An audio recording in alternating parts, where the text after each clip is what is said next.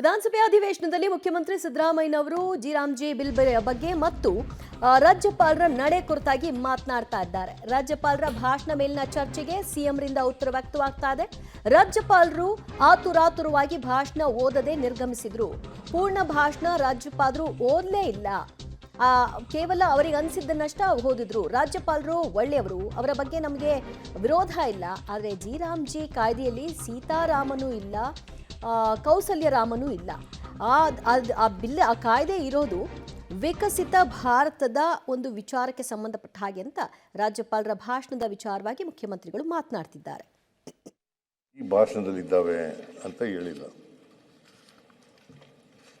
ಓಲಿ ಒಂದಾದರೂ ಇತ್ತ ಅಲ್ಲಿ ಇರಲಿಲ್ಲ.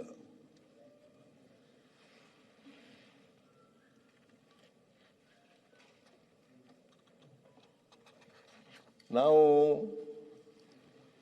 ಕೇಂದ್ರ ಸರ್ಕಾರದಿಂದ ಬರಬೇಕಾದಂಥ ಹಣ ಏನು, ಅದಕ್ಕೆ ಸಂಬಂಧಪಟ್ಟಂತೆ ವಿಚಾರಗಳನ್ನು ಪ್ರಸ್ತಾಪ ಮಾಡಿದ್ದೆ. ಅದನ್ನು ಬಿಟ್ಟರೆ ಬೇರೆ ಏನೂ ಹೇಳಿರಲಿಲ್ಲ. ಆಮೇಲೆ ಕೇಂದ್ರ ಸರ್ಕಾರಕ್ಕೆ ರಾಜ್ಯಕ್ಕೆ ಅನುದಾನ ಹಂಚಿಕೆಯಲ್ಲಿ ನ್ಯಾಯ ಸಿಕ್ಕಿಲ್ಲ ಅಂತ ಹೇಳಿದ್ದು. Is it not A fact? ಈಗ ಕೇಂದ್ರ ಸರ್ಕಾರ 23-24ರಲ್ಲಿ ಬಜೆಟ್ನಲ್ಲಿ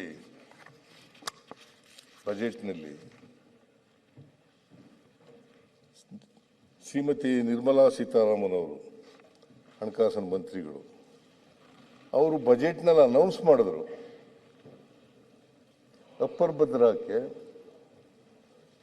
5,300 ಕೋಟಿ ಕೊಡ್ತೀವಿ ಅಂತ ಹೇಳಿದ್ರು.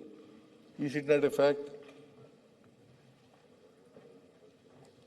It's A fact. ಇದನ್ನ ಹೇಳಿದ್ರೆ ಇದು ಓದಬಾರದು ಅಂತ ಇದೆಯಾ? ಇದು ಅನ್ಕಾನ್ಸ್ಟಿಟ್ಯೂಷನ್ ಅಲ್ಲ. ಇವತ್ತಿನವರೆಗೆ ನಮಗೆ ₹1 ಬಂದಿಲ್ಲ.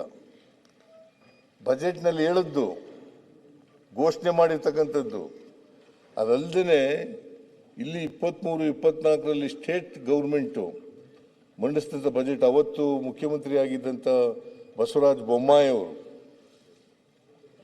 ಅವರು ಇಲ್ಲಿ ಹೇಳಿದ್ದಾರೆ, ಕರ್ನಾಟಕದ ಬಜೆಟನ್ನು ಮಂಡಿಸಿ